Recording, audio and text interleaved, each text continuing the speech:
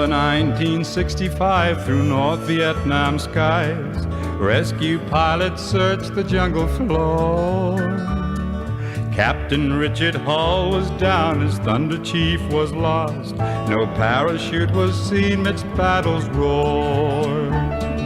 Missing in action, prisoner of war. On a list his name has got to stay.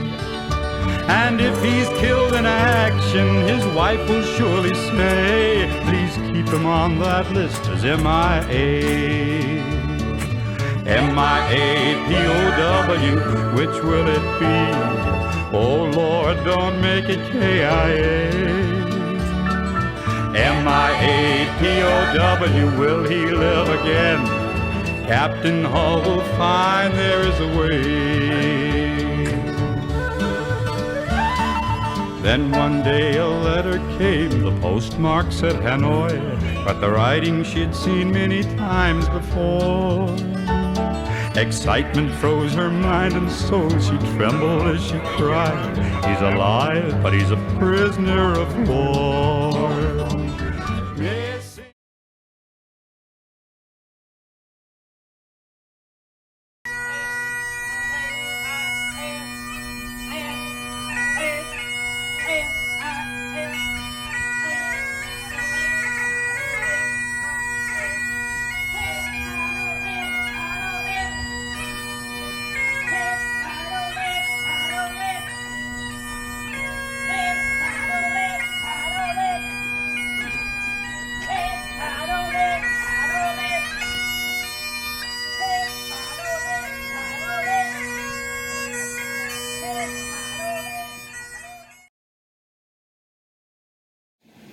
If you would remain standing for a moment.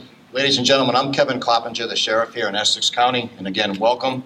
At this time, I would like to invite Security Investigator A.J. Moore from the Essex County Sheriff's Department and Student Officer Mark Foley from Recruit Class 1902 to come up and raise our flag.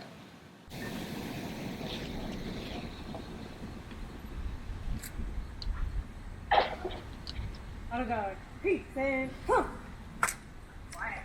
Reset, hump.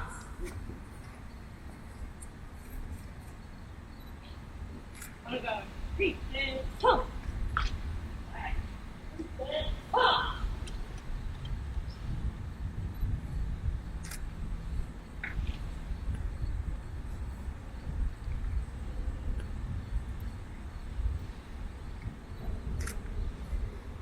Honor guard, holder, hump.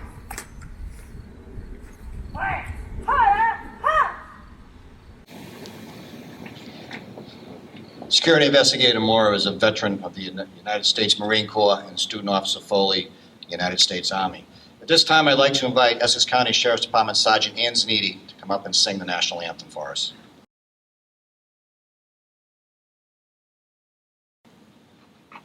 Oh, say, can you see by the dawn's early light what so proudly we hailed at the twilight's last gleaming, whose broad stripes and bright stars through the perilous fight o'er the land that we watch were so gallantly streaming, and the rocket's red glare, the bombs bursting in air, gave proof through the night that our flag was still there. Oh, say, does that star-spangled banner yet wave o'er the land of the free and the home of the brave? Honor guard, order, halt.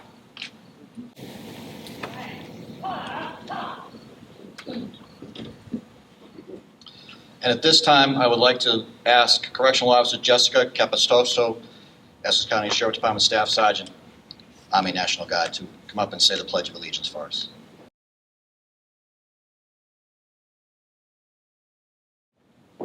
Honor guard, present, halt. Good morning. Please join me in the Pledge of Allegiance.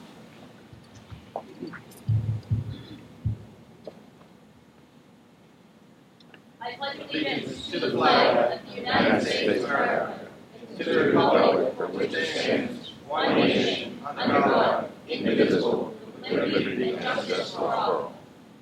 Honor guard, order, halt. Thank you.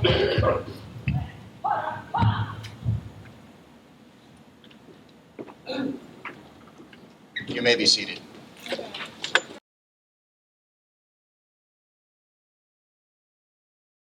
At this time, we'd like to ask the Lynn English High School Junior ROTC drill team to provide us with a demonstration.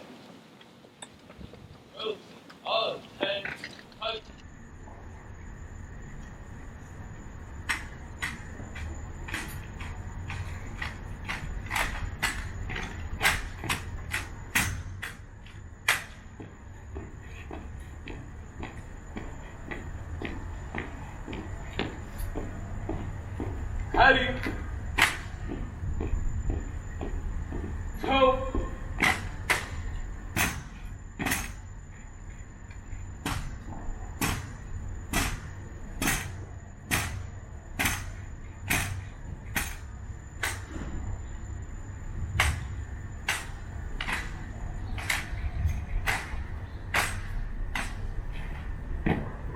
Audience, we hope you enjoyed this presentation.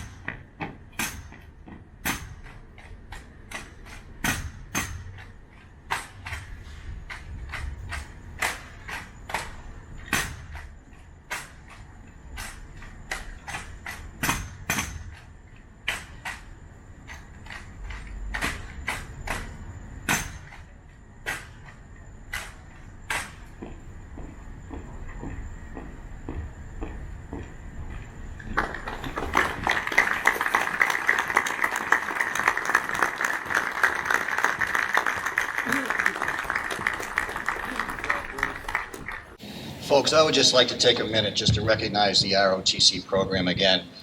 Just 2 weeks ago in the newspaper, it was announced that they just won first place in a regional competition, defeating 65 other highly competitive programs from Maine to Michigan to West Virginia. It's really an incredible honor that the junior ROTC at Lynn English High School achieved under the direction of Sergeant Major Kenneth Oswald and Master Sergeant Gonzalo, who is here to my left. So, folks, can you join me in another round of applause?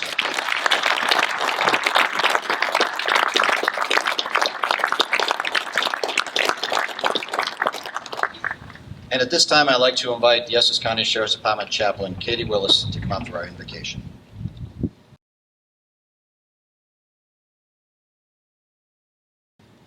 Good morning. I'd like to open this invocation with a short poem by Henry Van Dyke called Gone From My Sight. Gone from my sight, I'm standing upon the seashore. A ship at my side spreads her white sails to the morning breeze and starts for the blue ocean. She is an object of beauty and strength. I stand and watch her until at length she hangs like a speck of white cloud just where the sea and the sky come to mingle with each other. Then someone says, at my side, there, she is gone. Gone where? Gone from my sight, that is all. She is just as large in mast and hull and spar as she was when she left my side, and she is just as able to bear her load of living freight to her destined port.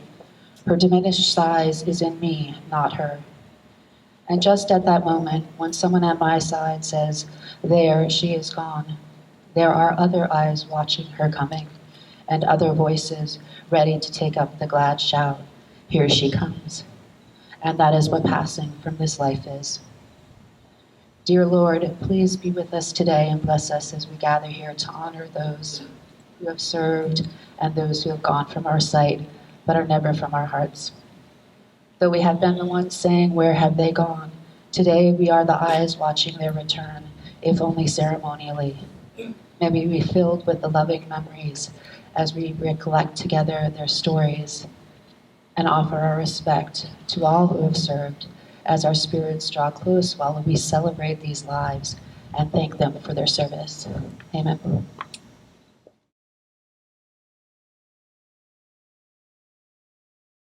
Thank you, Chaplain Willis. This time, I would just like to take a moment to recognize a few of our dignitaries in the audience, starting with State Senator Bruce Ta to my right, Representative Brad Hill, Representative Donald Wong, Representative Ted Speliotis. Representing the Peabody School Committee, we have Andrew Arnaudos, and I apologize I don't have his name, but I know we have a representative from Representative Tom Walsh's office. Thank you, gentlemen, for coming. Appreciate it.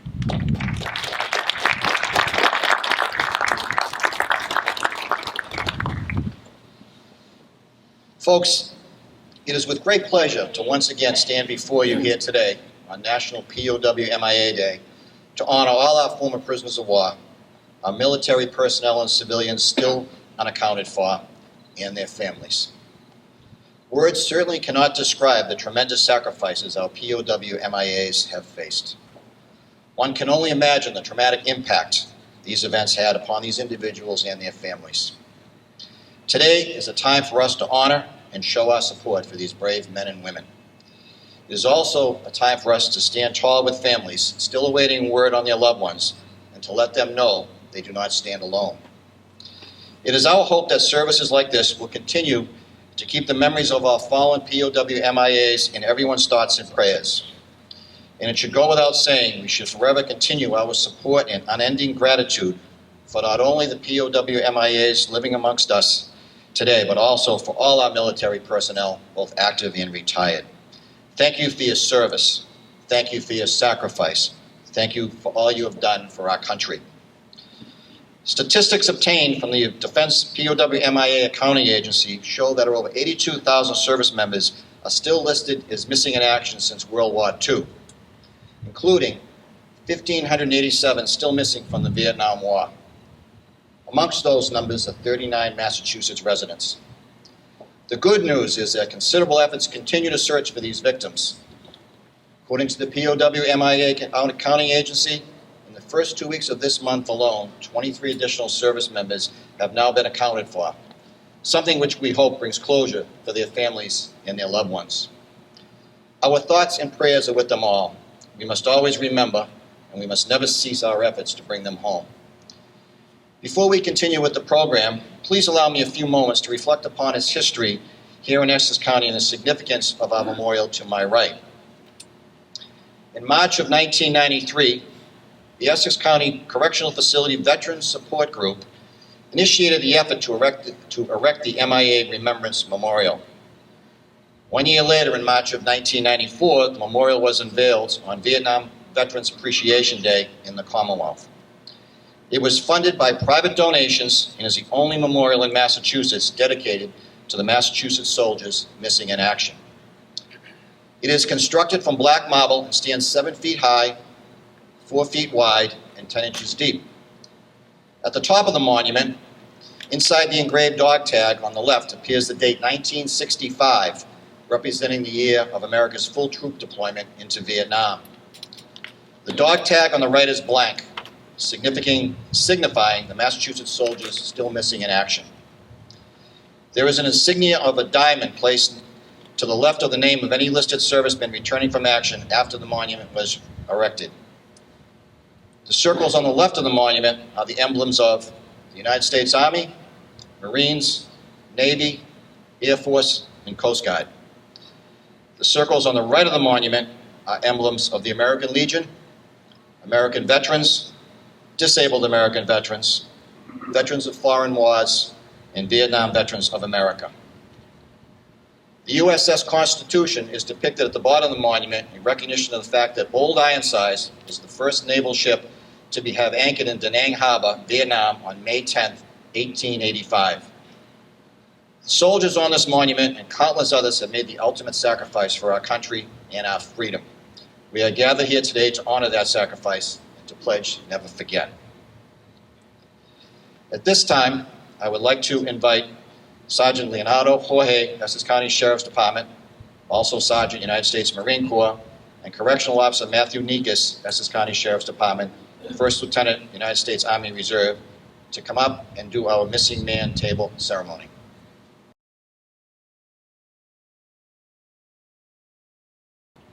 The tradition of setting a separate table is to honor our prisoners of war and missing comrades.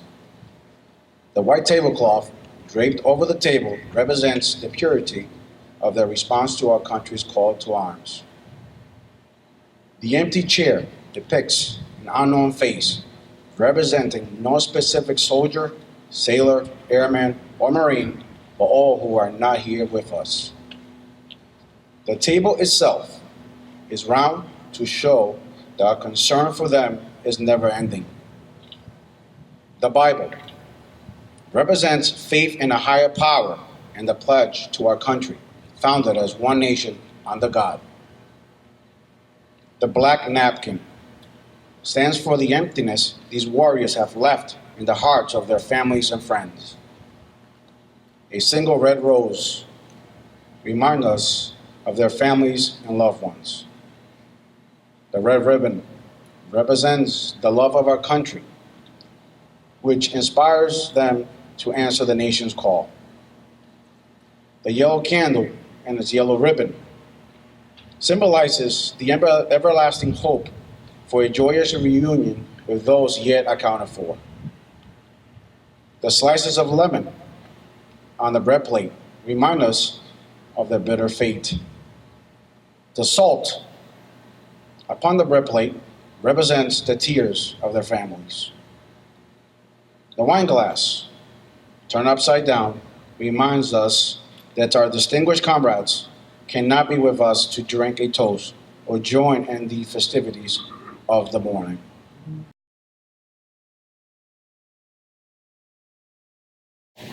Thank you, gentlemen. At this time, I'd like to invite Captain Arthur Stotesny, Essex County Sheriff's Department, Technical Sergeant, United States Air Force Reserve, and Sergeant Robert Seiss, Essex County Sheriff's Department, E3, United States Army, to come up and read the names.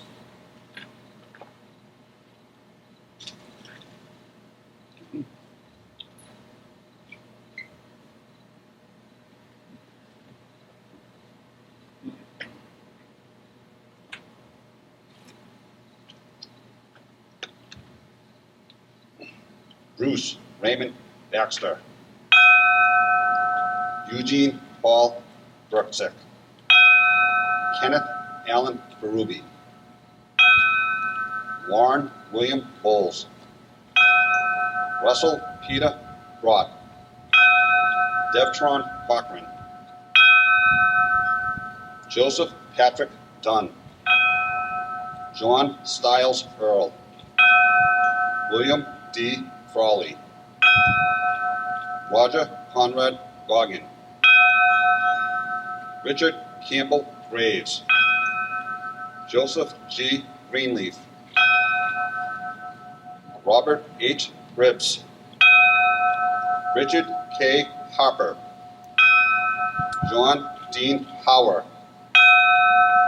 John Robert Henn Jr. Henry Howard Herron Jr. David Hugh Holmes. Daniel M. Kelly.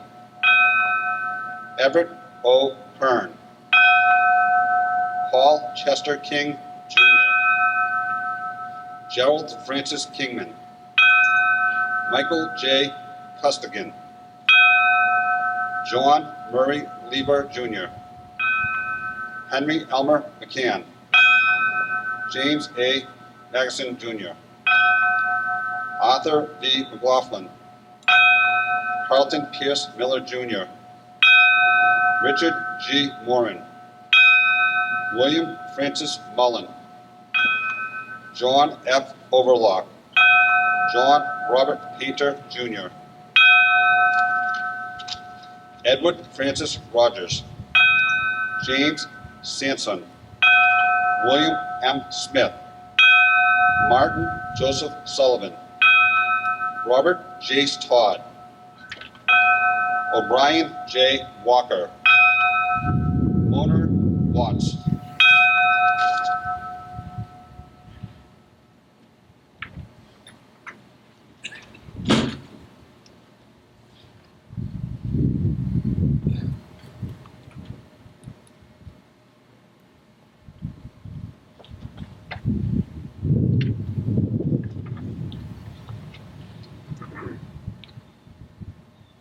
Following soldiers have had their remains returned: Wayne Klaus Allen,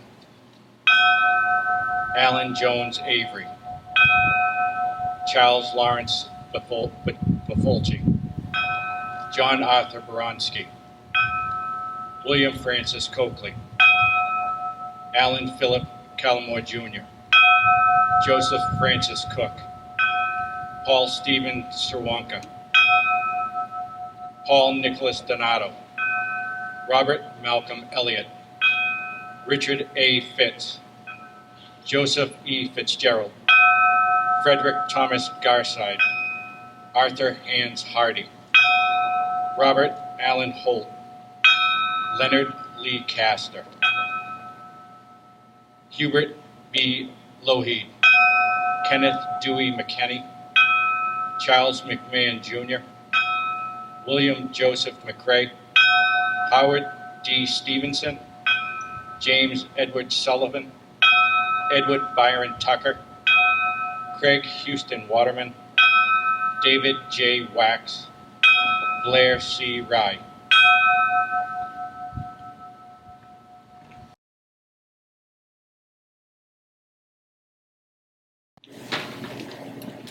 This time I would like to invite Sophia Fontaine from Lynn English High School to play taps for us. Would you please stand?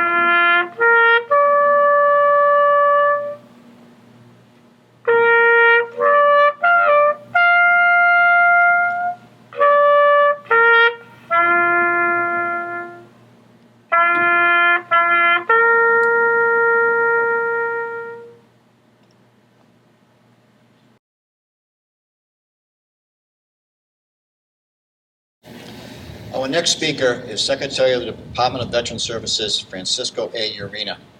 Secretary Urena was sworn in as Secretary by Governor Charlie Baker on February 6, 2015. Secretary Urena's commitment to government service began the day after graduating high school when he enlisted in the United States Marine Corps. In the span of 8 years of honorable service, his duties included diplomatic security with the Department of State at 2 American embassies abroad. He is a Purple Heart recipient from injuries sustained during Operation Iraqi Freedom Campaign. Secretary Urena followed his enlistment with a degree in History and Legal Studies from the University of Massachusetts, Lowell.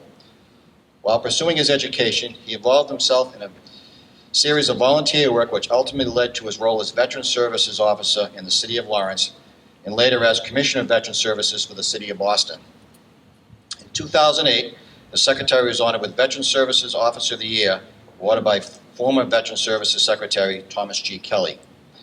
Secretary Urena is committed to helping veterans live with dignity, honor, and independence, and ensures that the department and its initiatives focus on those goals. Ladies and gentlemen, Secretary Francisco Urena.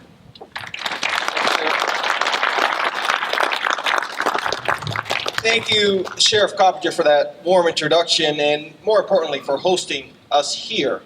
To you and to your men and women of the Essex County Sheriff's Department, thank you for continuing to set the standard and remembering not only those from Vietnam, but all of our missing in action and prisoners of war. Thank you, Sheriff.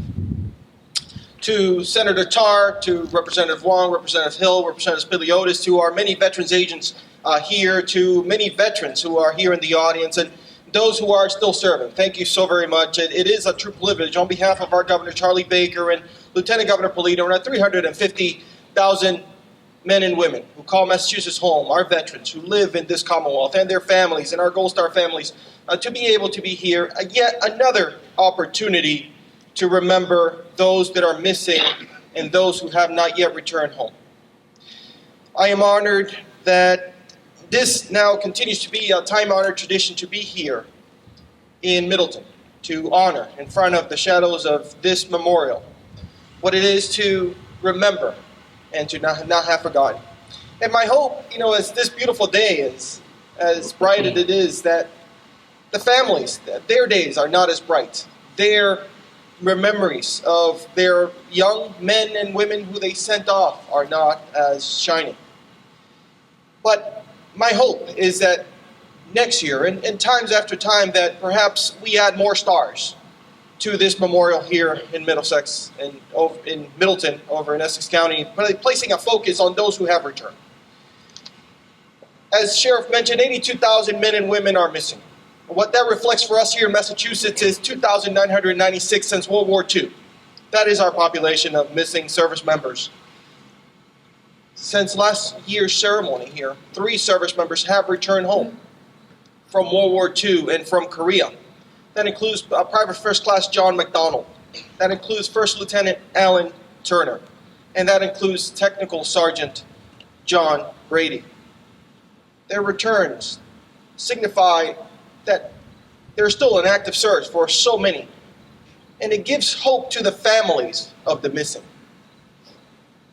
Just recently, I happened to be with my peers, association of all of my colleagues from across the country and 6 territories, meeting in Oklahoma.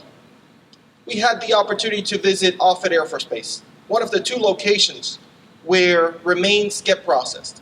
Just that week, they had possibly identified 2 twins, or a set of twins, from Hawaii, from Pearl Harbor. A firefighter and a medic, 2 people who worked in different parts of a ship, and it's perceived that the firefighter went to seek the aid of his brother. Their remains were found closely together. What was important of that meeting, not only learning and teaching to my peers and many others who did not know the specificities of identifying those returns, was for us to paint to those scientists and to those doctors the pictures of what happens upon return. The plainside honors that we do here in Massachusetts, the lowering the flags upon their returns, the connection to family, the annuities that these families rate, the community of what Gold Star families have here in Massachusetts. That brought some of those technicians to tears. Because to them, and yes, it is a very technical process. It is sorting remains, however big or small they are, separating them in some cases from what they see and what has been received from North Korea, setting those in caskets. The human element is something that was missing to them. They know the stories. They know the biographies as what the military has had. But what they didn't know was what happens upon return. And I told them it was a very dignified process and one that we are very hopeful that they continue to have, and one that we here in Massachusetts will continue to set the standard and to remember, because what I told him was that every time a story is told gives hope to those 2,996 Massachusetts families, hoping that their sons or daughter returns home. And they were very grateful for that. But today is also an important day. Today is also a day that we all witness and can lay focus on continuing those searches, continuing the funding, federal or to those nonprofits that are often there, flying to far Pacific islands and in European towns, searching for plane crashes and ships that have gone missing. And it is those opportunities that we have, that whether from Massachusetts or beyond, that their service matters. And it also tells those who are still serving in today's armed forces that if they ever go missing, that our country will not forget them, and that we will do everything possible to ensure that they come home to a proper grave and a proper military funeral. Honors are rendered. Ladies and gentlemen, thank you so very much for being here present, but the advocacy that you all bring throughout the year. May God bless you all. May God bless those that are still serving. And may God bless the families of the missing and give them the opportunity to return home. Thank you.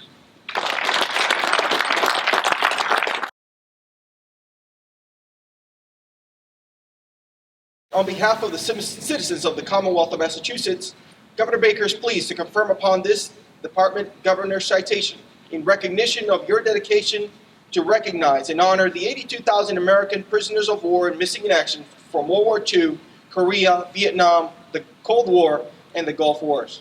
This 19th day of September, signed by Charles D. Baker, signed by Karen E. Polito, Lieutenant Governor.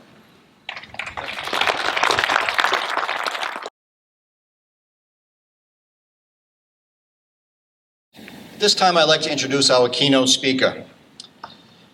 Our keynote speaker today is Bruce Crowell from Peabody. Bruce served with Army Military Intelligence from 1968 to 1971. During his tenure with the Army, he was awarded the Bronze Star for meritorious service and received 2 Army Commendation Medals. After receiving his bachelor's degree in psychology, Bruce began a new career with the Veterans Administration in Bedford, working with Vietnam veterans as well as others, providing peer support and mentoring services. Bruce continues to grieve for the POWs, MIAs, and their families from the Vietnam War, as well as other conflicts. Bruce continues his efforts in encouraging the physical and emotional well-being and growth for all veterans. Ladies and gentlemen, Bruce Crowell.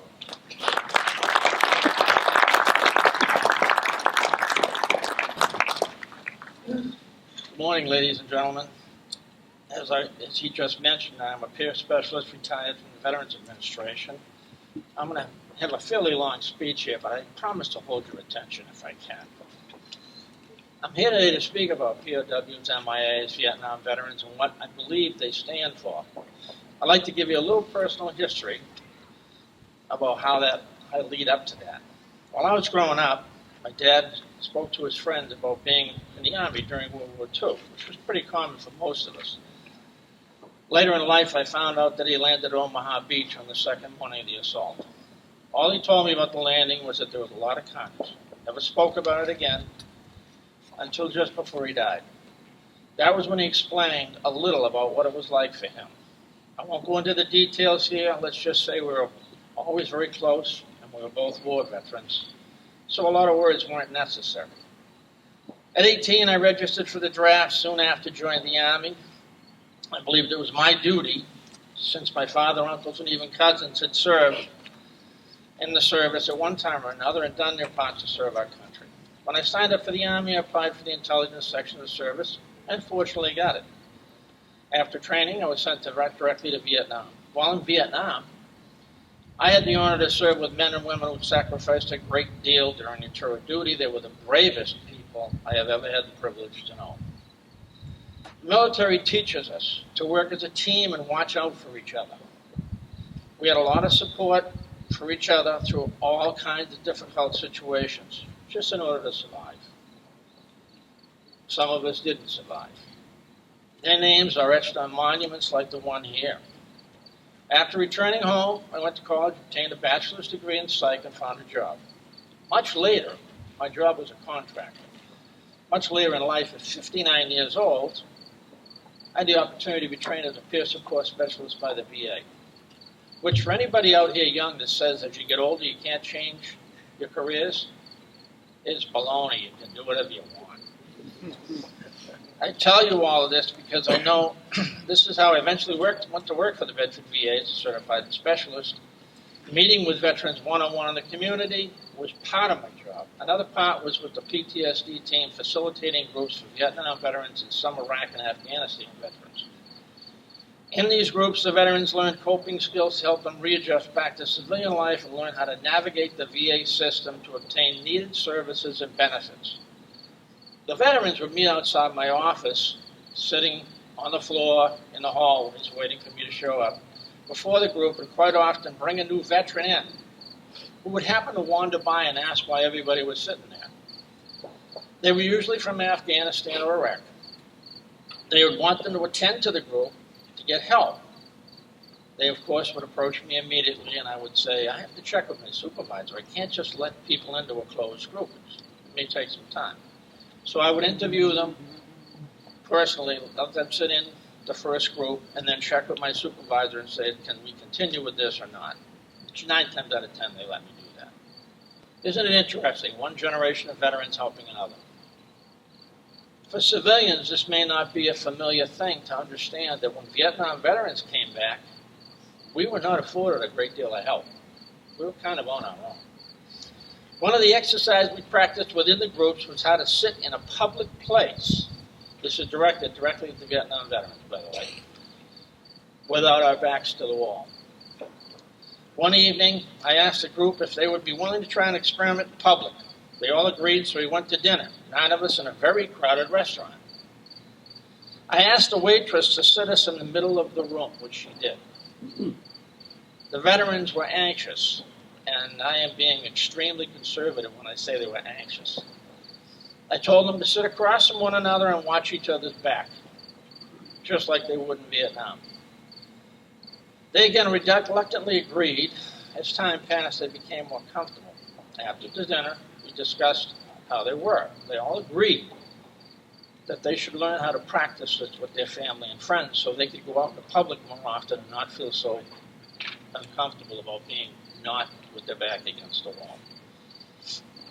I'm going to quote something here from a senior reporter named Jeff Gunzel. He was asking veterans about questions they would like to be asked by civilians. The question that stands out most was this, and I quote the author. And then there was the most basic question of all. It can be merely a formality, or it can be a key to unlock doors to darkened rooms. 4 words. How are you doing? This leads me to the next topic, which is helping all veterans get needed services in the VA. As all of us know, getting service from the VA when we, Vietnam veterans, get home is definitely not easy, if not impossible. Getting services now at the VA is much better than it was. It is growing, it is getting better.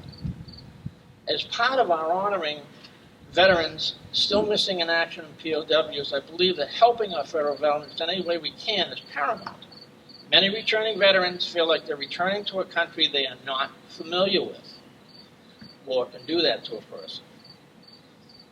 When we Vietnam veterans give them a hand, they appreciate it and they trust us because they know we've been in situations similar to what they're going through. In closing, I'd like to read a small section of Admiral Winfield's speech at the POW Summit, MIA Summit ceremony on September 19, 2014. He was the 9th Vice Chairman of the Joint Chiefs of Staff. In his speech was this excerpt, and I quote, "Today we fly the familiar black and white flag across our entire country. It's not only a symbol to honor POW MIA community, it's a reminder of the sacred obligation to the men and women we place in harm's way that we never leave our fallen comrades behind. Families like the ones here today who send their loved ones into danger with the expectation that the nation will bring them home. Indeed, this is one of the most important pledges we make. And we have to seize every opportunity to reinforce this fundamental commitment. We owe a special thanks to those who dedicated themselves and worked tirelessly to bring our loved ones home. Thank you."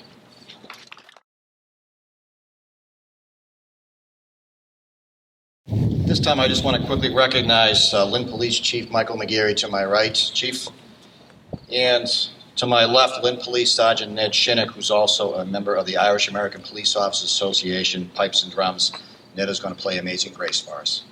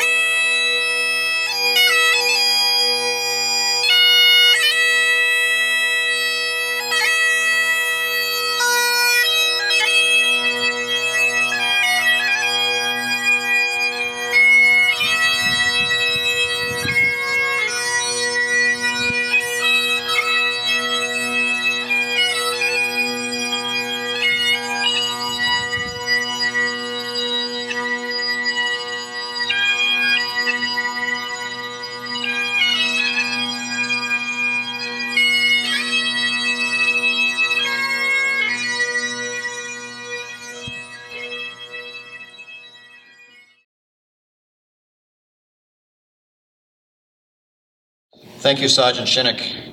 And now at this time, I'd like to invite our friends from the North Shoremen for a little musical selection. Gentlemen?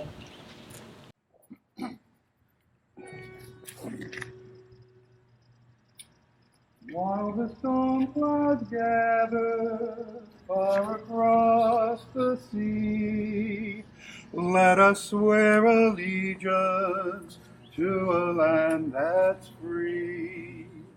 Let us all be grateful for a land so fair, as we raise our voices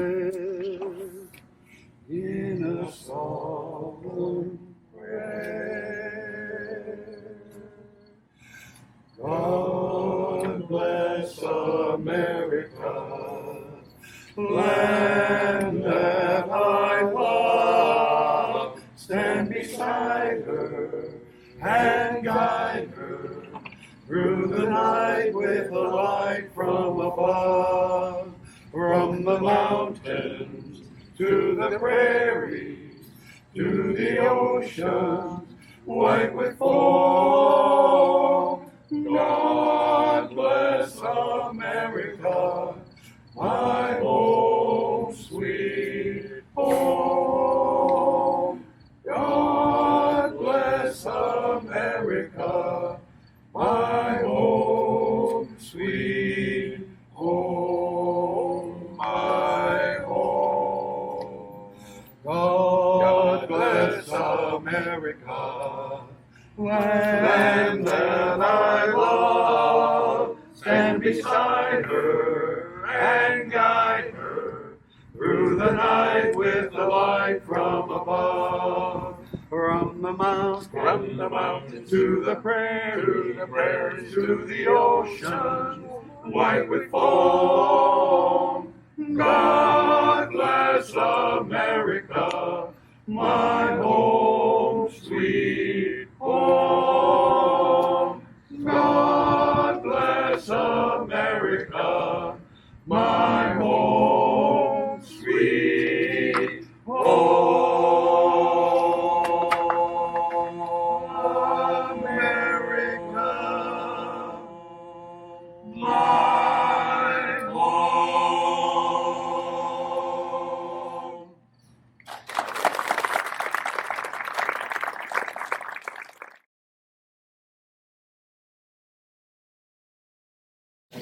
May all who are present at this remembrance gain wisdom and compassion from coming together today. The light of God surrounds us. The love of God enfolds us. The power of God protects us. The presence of God watches over us. Wherever we are, wherever those who are gone from our sight are, God is there, and all is well. Amen.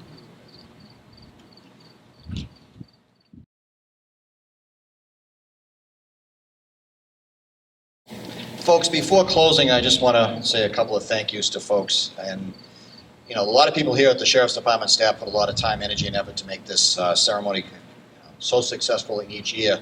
But I would be remiss if I just didn't signal out a couple, and I'll probably get in trouble for it. But first and foremost, Miss Judy LaCroix sitting right in front of me here.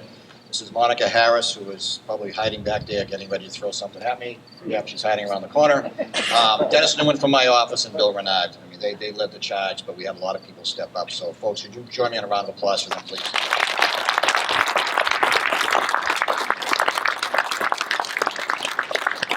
And one last thank you. If you look on the back cover of our program booklet, there's a picture that was taken by Ed Bradstreet in 1994, on the day that memorial was originally dedicated. Ed presented me with a copy of that picture back when we did this first ceremony in 2017. That picture is hanging in our foyer upstairs in the administrative offices. So, Ed, we thank you again for that picture. I think it speaks volumes about our veterans and what they mean to our country. So, that's the end of our ceremony, folks. The biggest thank you goes out to each and every one of you. I appreciate you coming here every year and joining in this memorial ceremony, but I also appreciate all the support and the thoughts and prayers that you give our veterans, both current and retired, and future veterans, because if it wasn't for them, you know, who knows where we would be. So thank you all for coming. Have a great day. Have a great weekend. Appreciate your participation.